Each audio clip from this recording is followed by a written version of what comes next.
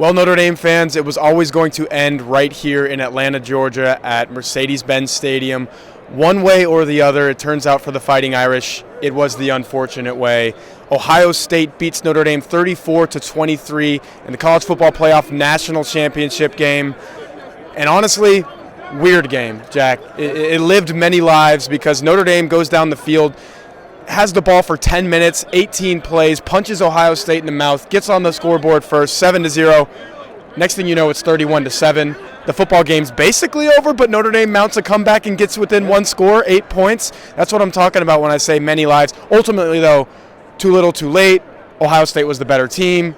The Fighting Irish come up a little bit short. I mean, I don't even know if too little, too late, or any mention of like garbage time or anything is the right way to put it. It's like they had a legit shot to win this game. Like if Notre Dame gets that stop on, what was it, 3rd and 11, and if they get that stop, they have the ball down by one score, and they obviously have to get the 2-point conversion with it being an 8-point game. But Jeremiah Smith did a Jeremiah Smith thing, and I mean, you can rag on Christian Gray all you want. He's part of the reason Notre Dame was here, and Jeremiah Smith, a tremendous football player, made a tremendous football play. Will Howard, who had a fantastic game, particularly in that first half, was made a terrific throw, and that was that. And like the vibe I got talking to Notre Dame after the game was like they thought they were just kind of shooting themselves in the foot. Throughout that period where they gave up 31 unanswered points. Like they believed that the team that showed up when it was 31-7 and just found a way to claw back into this game, that was the real Notre Dame team. I think they showed the country they belonged here, but it obviously sucks for everyone in that room that they fell short. A lot of fight in this team because, like I said, the game felt so over at 31-7. All of a sudden, it's 31-23, and like you said, Notre Dame had a legit shot to win if you can get off the field, but you couldn't. And that was one of those little things. I always talk about the little things that add up. That was one of them. Obviously, Notre Dame missing a 27-yard field goal, the decision to kick that field goal. I asked Marcus Freeman about it in the post-game press conference, and he made valid points. He said, first of all, 9 yards is a lot to ask for in an in-goal situation. Very tough to pick that up. Second of all, if you make that, it's a lot easier to score 13 points down the stretch of a football game than it is to score 16. And guess what? If Notre Dame, I get it, they only got the ball back with less than half a minute. I believe it was like 26 seconds. Notre Dame gets the ball back, 34-23. It's over, but if you have those 3 points, you're banking on Mitch Jeter making that field goal, you're technically still in a one-possession game, and you could, score on a miracle, Hail Mary, whatever it may be. That's all hindsight, though, because I do really, truly feel like Ohio State asserted itself more for longer stretches of this game than Notre Dame did, and it was a wear and tear thing. It was a, hey, we're here and we're going to do this to you and we're going to push you around a little bit, and Notre Dame didn't have the appropriate responses in the middle of this football game. Yeah, Ohio State's just a tremendous football team. I have no clue how on earth they lost that game to Michigan, but I think Notre Dame is sitting here saying, it sucks that Ohio State lost that game to Michigan because that game was their NIU. That was the game that woke up the sleeping giant, and Ohio State dominated this playoff run, wound up winning by 2 scores over Texas, wound up winning this game by 2 scores, but Notre Dame and Texas had their shots at them. I think this game has kind of proved that the final 4 teams were the 4 best teams in the country. Notre Dame was very much among that top 2 or 3.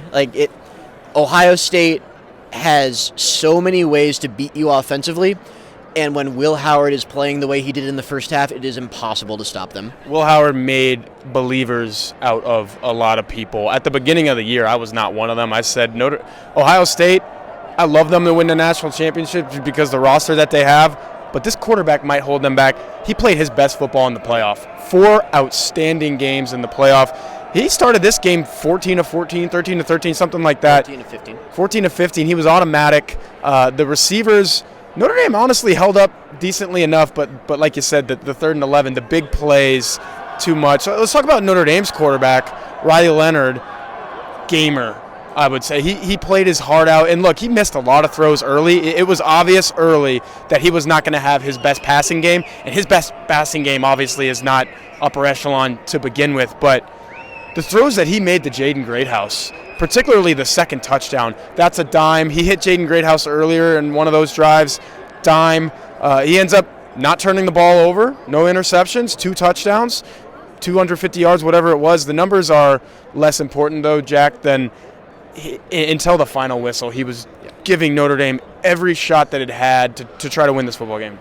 I think we're going to be talking a lot about Jaden Greathouse this offseason. He had the 2 best games of any Notre Dame receiver in this season by far in the 2 last games. I mean, he was a huge reason Notre Dame got back into this with contested catches, making plays after the catch, getting open, helping out his quarterback, particularly on 3rd down. Yeah. Like, Notre Dame did a really nice job of testing these cornerbacks. That was like the one maybe weak spot in this Ohio State defense. That's, again, we talk a lot about their offense. They have the top scoring defense in the nation too. I think that's still true. They had the like 1 point per game margin, which is a big margin at this stage of the season. Greathouse was great. Leonard did a really nice job giving him a chance. Igbinosun is just one of the grabbiest corners you'll ever see. They gave him an opportunity to pick up pass interference calls. I mean, they just kept clawing. I asked Pat Coogan after the game, like, how do you kind of figure this out and get back in it? And right next to him, Rocco Spindler said, just keep punching. There was a word in the middle of keep and punching, but we'll leave that out of this video. I mean, it's tough to see this team go down, but I think once the emotions of a loss like this wash over them, I think they're going to have the perspective of, like, they went down their way and they give scratching and clawing, giving everything they got.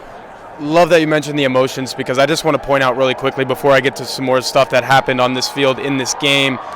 Riley Leonard, Jack Kaiser, inconsolable in the post-game press conference. That's who Notre Dame brought with Marcus Freeman to the main press conference stage, both crying, bawling their eyes out. Jack Kaiser played 70 games in a Notre Dame football uniform. None more heartbreaking than that one right there.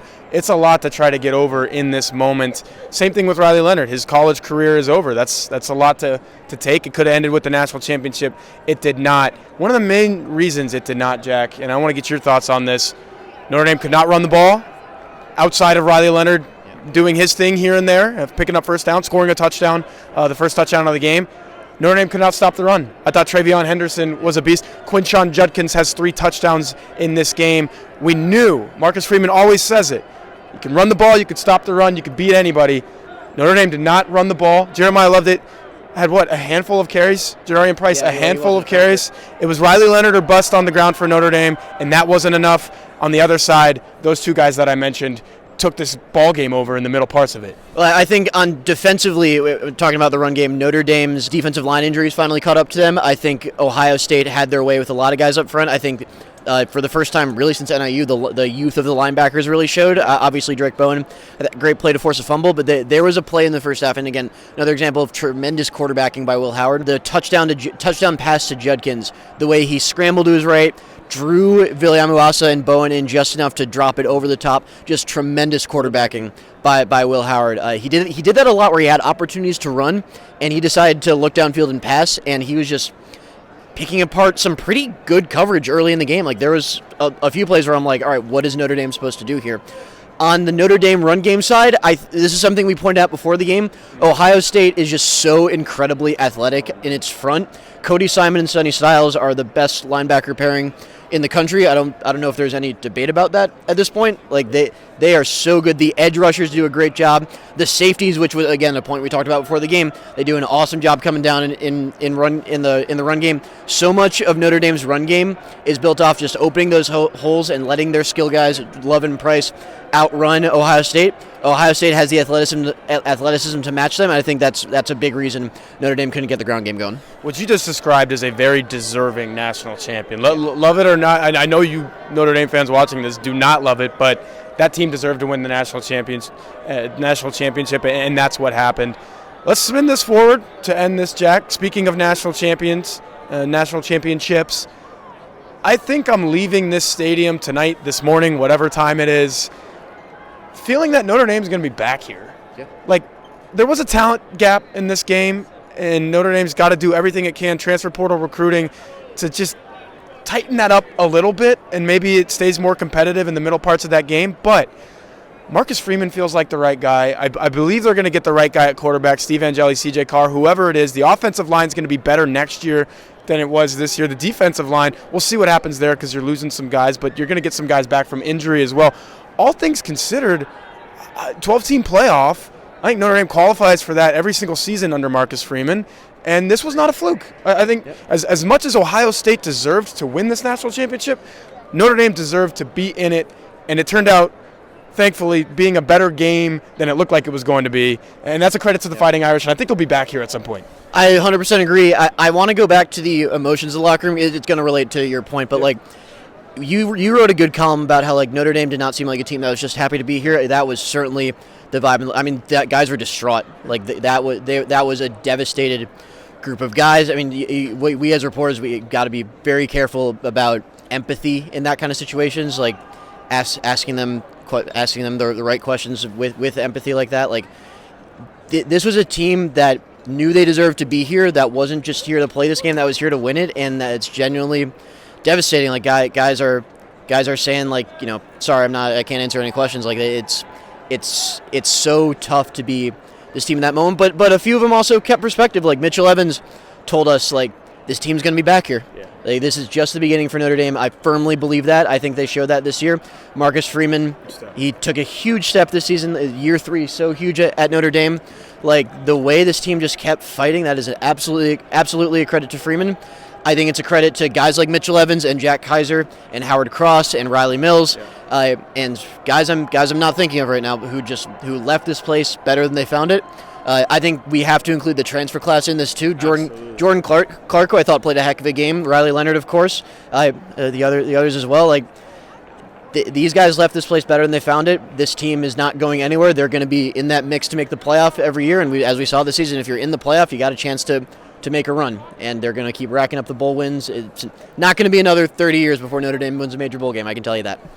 So just to kind of clarify some things, we kind of split up at Blue and Gold after the game to cover our bases in terms of talking to these guys. Jack was in the Notre Dame locker room. I went to the main press conference with Marcus Freeman, Riley Leonard, Jack Kaiser. Did by chance, were they playing that audio over the big speaker? Have you heard anything that Marcus Freeman said yet? I have not.